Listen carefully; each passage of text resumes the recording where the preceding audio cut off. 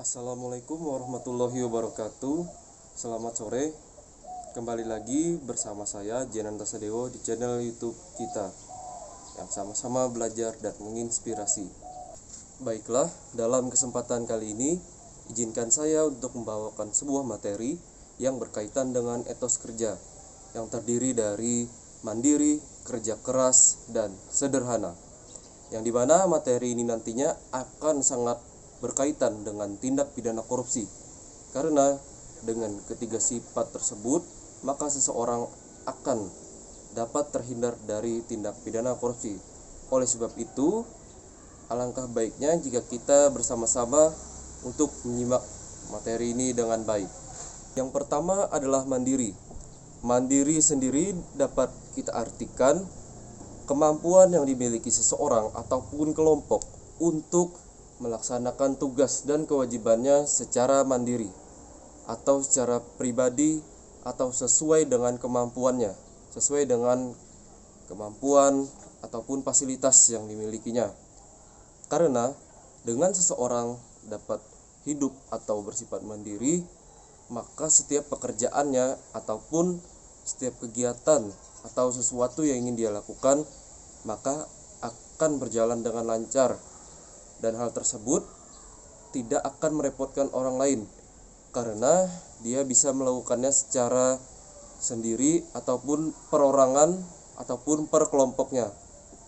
Karena mandiri sendiri merupakan salah satu dari 3 hal yang dibahas dalam etos kerja integritas ini, yang dimana dengan bersifat mandiri tersebut maka seseorang akan tercegah dari perbuatan KKN ataupun yang berkaitan dengan tindak pidana korupsi. Kemudian yang selanjutnya adalah kerja keras. Kerja keras sendiri dapat diartikan suatu sikap ataupun kemampuan seseorang ataupun kelompok yang dimana dia memiliki suatu ketahanan ketika saat dia bekerja, ataupun semangat yang pantang menyerah ketika dia bekerja ataupun melakukan suatu kegiatan yang harus dia selesaikan. Kerja keras sendiri merupakan salah satu dari 3 sifat di dalam etos kerja integritas, yang dimana dengan kerja keras ini maka seseorang akan dengan mudah untuk menyelesaikan pekerjaannya, sama halnya dengan mandiri tadi. Namun kerja keras ini berkaitan dengan tekad dan semangat seseorang untuk menyelesaikan suatu pekerjaannya. Dan dengan bekerja keras ini maka seseorang juga dapat terhindar dari yang namanya perilaku korupsi.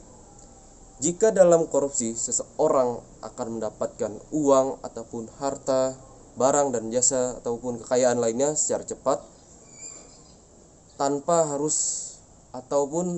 diiringi usaha yang besar, maka jika seseorang memiliki jiwa kerja keras di dalam dirinya, maka dia tidak akan mau untuk melakukan perbuatan tersebut karena dirinya pribadi telah memilih untuk melakukan suatu pekerjaan meskipun dengan cara yang lama ataupun dengan cara yang susah, yaitu dengan bekerja keras. Yang penting hasilnya halal, baik untuk diri sendiri maupun untuk keluarganya. Sehingga dengan menerapkan perilaku kerja keras dalam kehidupan, maka otomatis kita akan terhindar dengan yang namanya perilaku korupsi ataupun KKN. Dan yang terakhir adalah hidup sederhana atau pola hidup sederhana. Menerapkan pola hidup sederhana sendiri bukan berarti kita itu miskin ataupun kita tidak mampu, melainkan kita itu sadar bahwa hidup di dunia ini haruslah memenuhi apa saja yang kita perlukan. Tidak perlu berpoya-poya, tidak perlu berlebihan. Karena dengan hidup sederhana, maka kita akan terbiasa untuk tidak menghamburkan harta ataupun hidup dengan gaya hedonisme.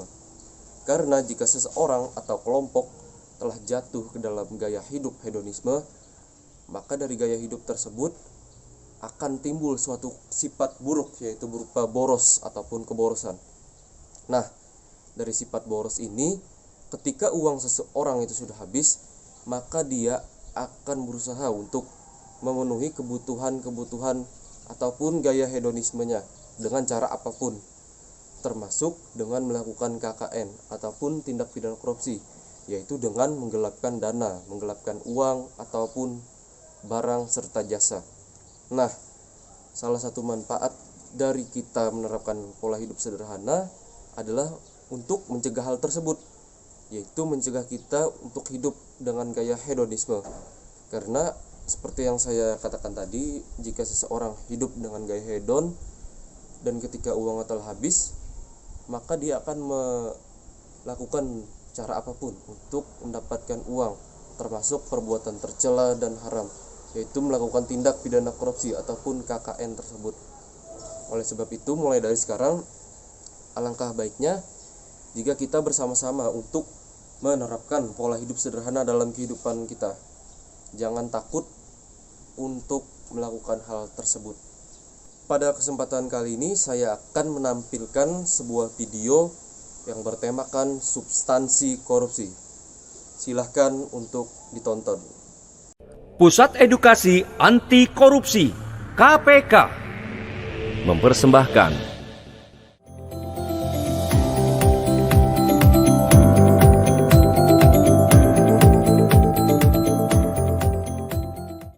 Semangat pagi!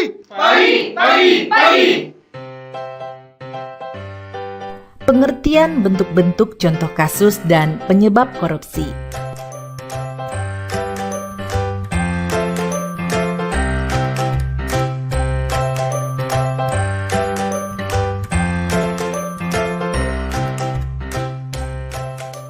Secara harfiah, korupsi atau corruptio yang berasal dari bahasa Latin berarti busuk.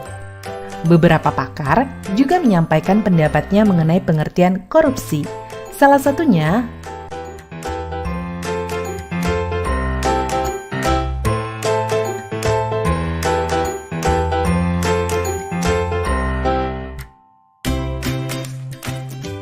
korupsi sudah sangat meresahkan. Maka banyak lembaga-lembaga anti korupsi didirikan. Salah satu dari lembaga ini juga mengemukakan pengertian korupsi, yaitu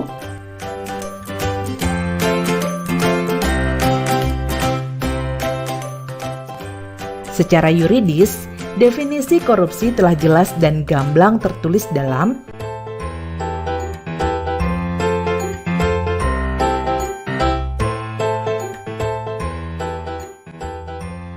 definisi tersebut kurang lebih memiliki inti arti, yaitu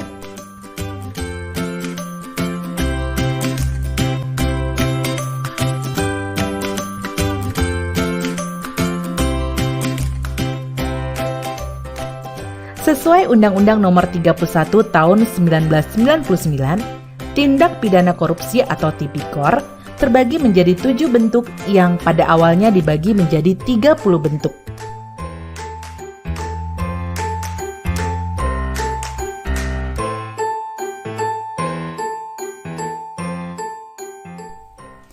Pertama, merugikan keuangan negara.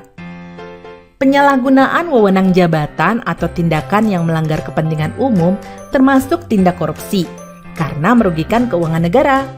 Misalnya, mobil dinas yang disediakan untuk keperluan pekerjaan pejabat negara justru digunakan untuk kepentingan pribadi dan keluarganya.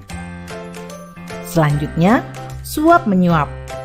Kasus suap bisa dikatakan populer atau paling sering terjadi. Suap biasanya dilakukan sebagai upaya memuluskan kebutuhan si penyuap dengan memberi sejumlah uang. Contoh kasus suap yang hampir setiap hari kita temui di jalan adalah para pelanggar lalu lintas yang memberi sejumlah uang kepada polisi agar lolos dari hukuman. Ketiga, penggelapan dalam jabatan. Pelaku tindak korupsi ini adalah mereka yang memiliki jabatan tertentu dan melakukan tindakan penggelapan uang atau dokumen berharga lain yang menguntungkan dirinya.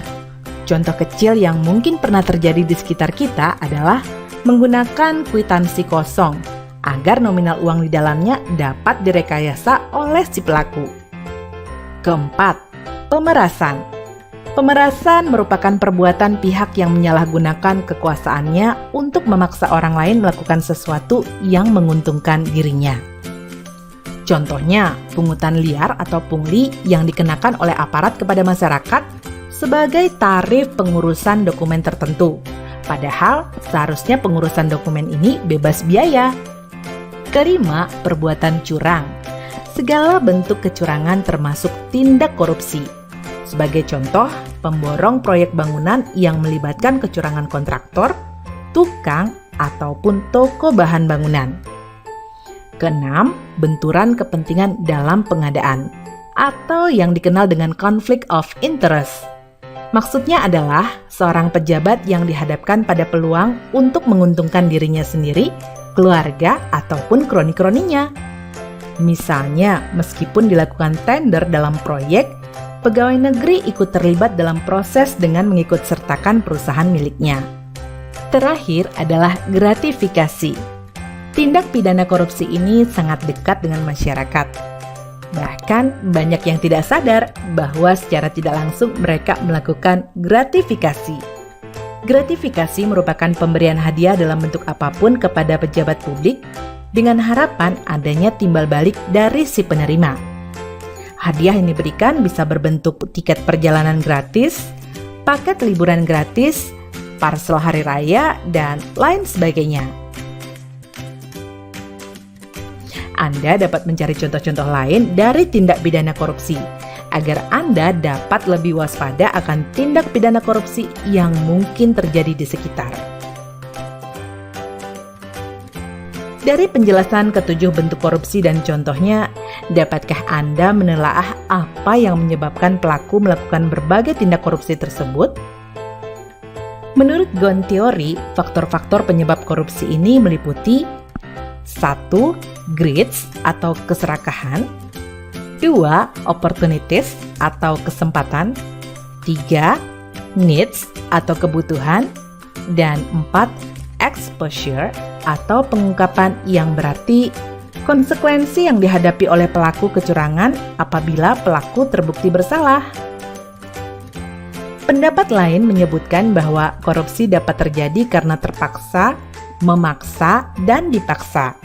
Anda dapat mencari tahu lebih lanjut tentang ketiga penyebab korupsi tersebut untuk meyakinkan Anda bahwa motif pelaku dalam melakukan korupsi itu beragam. Setelah mempelajari modul ini, maka Anda akan lebih disiplin, jujur, dan bertanggung jawab dalam melakukan apapun sebagai upaya untuk menghindari berbagai tindak korupsi.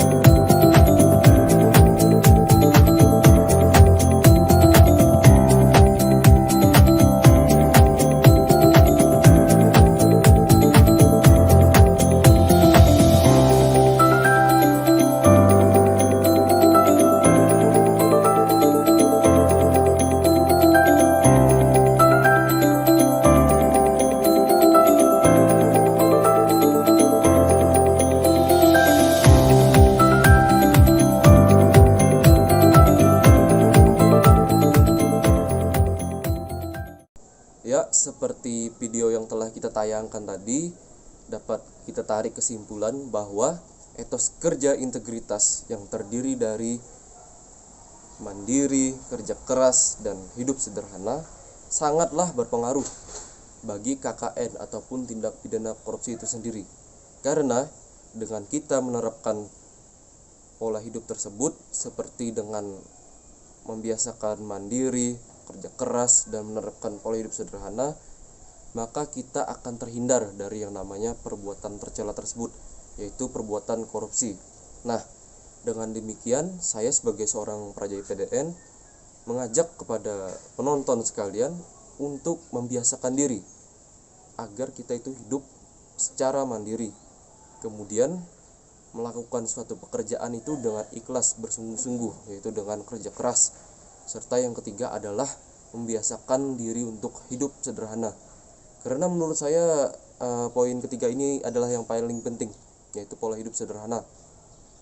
Karena jika seseorang telah menerapkan pola hidup sederhana dalam kehidupannya, maka saya yakin 100% orang tersebut tidak akan memiliki keinginan yang macam-macam, seperti keinginan tersier, itu keinginan untuk memenuhi barang mewah, yang dimana keinginan tersier tersebut muncul jika seseorang telah menerapkan gaya hidup hedonisme dalam kehidupannya, yang dimana dalam pola hidup tersebut akan menguras banyak uang, harta, barang, dan jasa.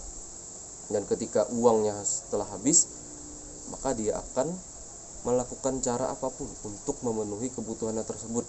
Salah satunya dengan cara mencuri, seperti melakukan tindak pidana korupsi ataupun KKN. Nah, oleh sebab itu saya mengajak kepada penonton sekalian untuk dapat menerapkan ketiga pola hidup tersebut, ataupun ketiga prinsip, ataupun ketiga sikap tersebut. Karena sikap tersebut bernilai positif, terutama dalam kita bekerja nanti. Karena dari judulnya sendiri adalah etos kerja integritas. Demikianlah materi yang dapat saya sampaikan. Kurang lebihnya saya mohon maaf. Apabila terdapat kesalahan kata ataupun kesalahan yang lainnya, maka itu secara pribadi berasal dari saya sendiri.